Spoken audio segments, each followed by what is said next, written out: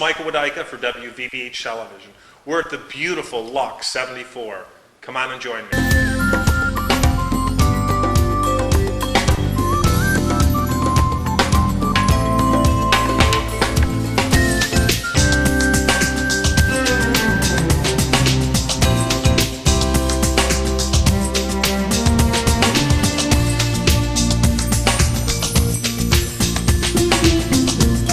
With Jacky Teplitzky. How are you, Jacky? I love the name, by the way. Thank you. Tell us a little bit about yourself. Well, I was born in Santiago, Chile, and when I was 10 years old, my parents decided to immigrate to Israel, so I lived most of my life in Israel.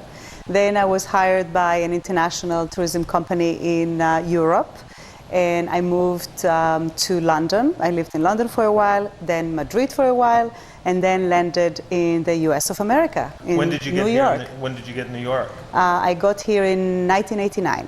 1989. Now, tell us a little bit about the company. You're in real estate, not only in real estate, but you're a big producer. Tell us a little bit about that. Well, I mean, it has been a long journey. When I started in real estate, nobody wanted to hire me, company included that I actually work for now, because they said, who do you know? Who are you going to sell apartments to? You didn't go to college here. You don't have the sphere of influence that everybody else have. So how are you going to make it work? Now, this is in the New York market, correct? In the New York market, right. Absolutely. Now, you're now with Prudential. Yes.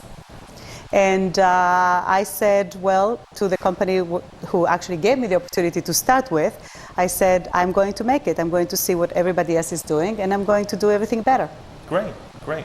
Now, tell us a little bit about the New York market as you see it today. We're going to go back, actually today's September 11th, so, our hearts go out for all the loss and, and the people that had that tragic day. But things have changed since 2001 to where they are today. We've seen such a giant change in the real estate market. So I want to talk a little bit about that. Let's talk about today's market. What do you see in today's market? Well, I'm much more optimistic today than I was 4 months ago. There is much more movement. People are coming to the table. People are making offers, deals are being made, and closings are actually happening. Closing is really important. Exactly. It's great to put a deal together, but if it doesn't close, forget it. We're completely lost. Exactly. Now, we're really fortunate. Josh Guberman is the developer here with Core Development Group, correct? Correct. Now, we're in a beautiful, just shy of $8 million home, 7.9. Yes.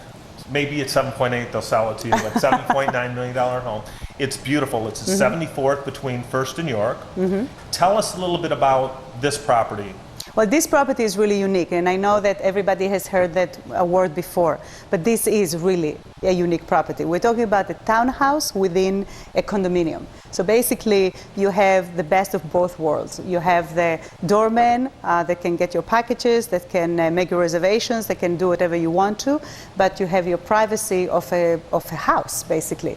You have almost 1,900 square feet of outdoor space, and my favorite, of course, is a 34 feet lap swimming pool that awaits for you downstairs. Right. Now, not too many New York City apartments have. Is it considered a condo or an apartment?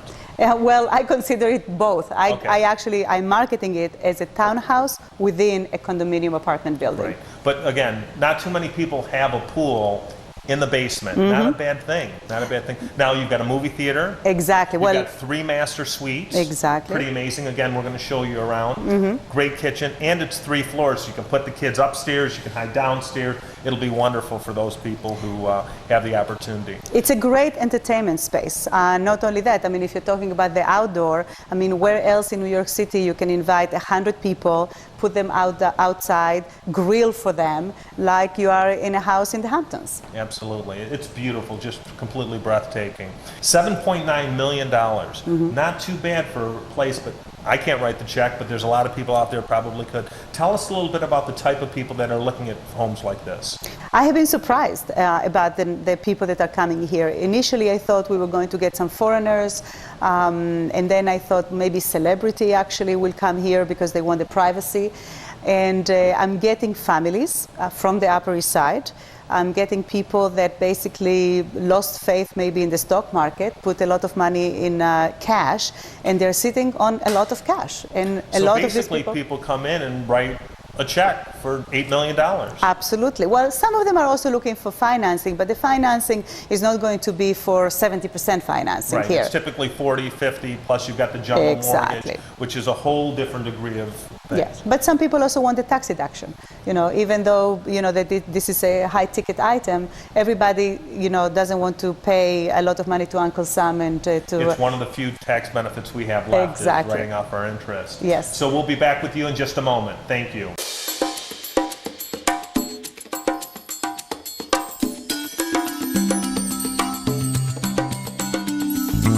I'm here with Ruth Katz. She has a penthouse upstairs. Tell us a little bit about Lux 74. Lux 74 is such a beautiful building. The construction is like the finest details you could possibly get. I love living here. I love this neighborhood. You get a lot of value here for the price per square foot. Right. Now you also talked about quietest building you've ever been. I've lived in about 8 apartments in Manhattan, and I absolutely love the silence. It's key in Manhattan. Right. The views, the location. The views, it's nice and quiet and beautiful, and the location, it's easy to get around town. Just hop on the FDR. Great. Ruth, thank you so much. Anytime you want to have us over, let us know. She's got a great place upstairs. Barbecue on my terrace. Thank you.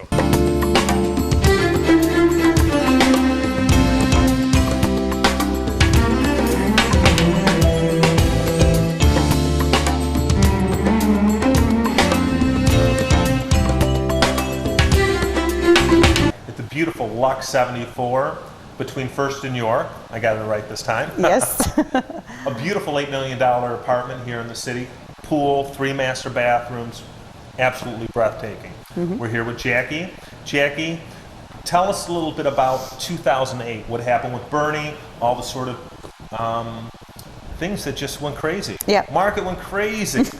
Yeah, crazy on the other side, though. Yes. Crazy down. Crazy down. We thought that in New York we were untouchable. I think that was the feeling that everybody had here. And then we had Lehman, and after Lehman we had Madoff. So I think that we had a combination of 2 very bad things. Because for the first time, the upper end of the market, that usually is the last market to get hurt, got hurt. Right. Now I understand, and I see in the Hamptons, obviously you've got oceanfront, you've got south of the highway, these beautiful, magnificent homes where people would go and use just for a couple of weekends a year. They got hit a little bit. Not crazy, but they got hit a little bit. What happened in the high-end market here in New York? Well, the high-end market here is like the above $5 million. For the first time, we saw a lot of inventory coming on Park Avenue. Apartments that never come on the market, the classic 11s, the classic 12s, suddenly were coming on the market. And the people that needed to sell needed to adjust their pricing. And for the first time, we saw price decreases that were even beyond the 10% mark. I mean, we're talking about 20 to 25%. Did they adjust down to the 2005, 2006, or were they just adjusting off the 10% of 2007-8?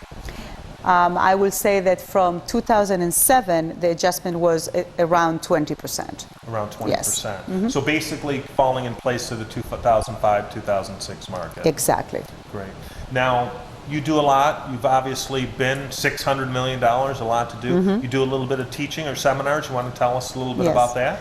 Well, I believe that if you are successful in life, you want to teach the next generation so the next generation can do it even better than you.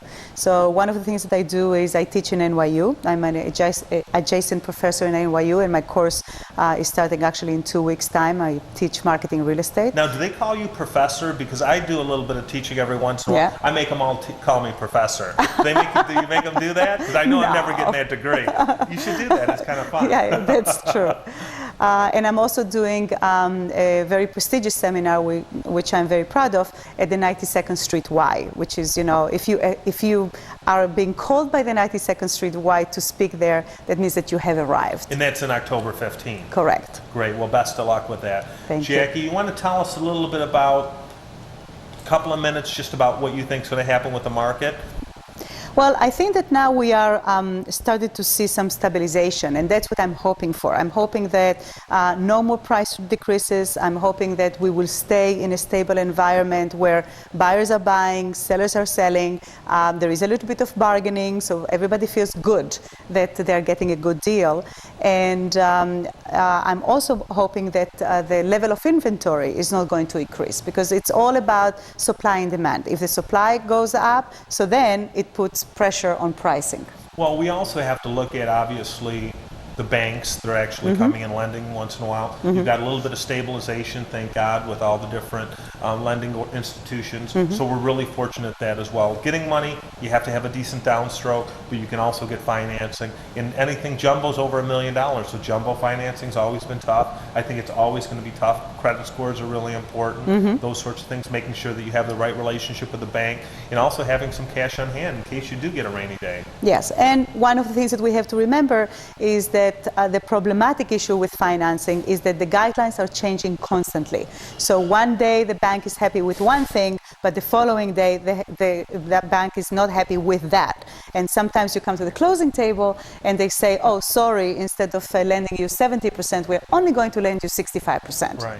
How does somebody say it's worth it? How do I risk it right now as far as going out there and saying, I want an investment property? How do I get a return on my investment in what's really a good location? Location, right? Exactly. So tell us a little bit about that. Well, first of all, right now you're not going to get a return on your investment, and everybody has to understand that, because if you're taking a mortgage, if you have to pay your common charges and your real estate taxes, because the rental market also is soft, you're not going to get an immediate return. You will be very lucky if you break even. So you need to talk about and think about the upside. Now, what is the upside in New York City? Well, you have to hold on to the property for at least 5 to 7 years. And then you have the appreciation. And in New York City, we are all about cycles. Right. So right now you buy low, and hopefully in 5 to 7 years from now, you sell high. Right. So I'm almost better off, instead of a real estate investment, it really almost has to be a place where I'm going to stay and live, and I'm going to bring them and raise my children, or be in a place for the next 5 to 7 years, because otherwise I'm kind of gambling whether the market changes a little bit or not. Yeah, but where else are you going to put your money? I actually disagree. I actually Mattress, think... I don't know. Exactly. Put it in a coffee can in the wall, yes. Something like that? I actually think that it is a good time to buy investment property. The only thing that you have to be careful about is where do you buy. I mean, I was just reading something about Tribeca values. Tribeca values went basically skyrocketing, and now Tribeca is suffering more than the Upper East Side and the Upper West Side. Why is that? Because it's not, nothing against Tribeca, but it's not your primary area. Right. Where the majority of the people are going to live. Do you do much commercial? I don't do commercial, only residential. All right, so we're not going to talk about commercial. No. All right, good. Now tell us a little bit about where you think the hottest markets are right now as far as investment property as well as the residential property. Well, outside of 74. Well, we have to be careful about defining hot areas, because we have the traditional areas, which in my opinion are always the blue chip areas in the city, which is Upper East, Upper West.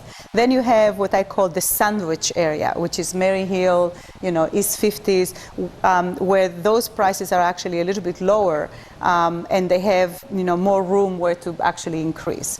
Then if you want to be a little bit more pioneer, you have to go into the West 40s, like the Highland now that it's in vogue because of the new park. One area, where am I going? One area where you're going? West 40s. Well, closing's always tough, but I want to thank you for your time. I think you do a wonderful job here in the area. Josh, thank you so much for taking the time and showing us your beautiful home. Really appreciate it. Thank you very much. It was a pleasure. We're here, beautiful home with Josh Guberman. It's up for sale, $7.9 million. It's called Lux 74.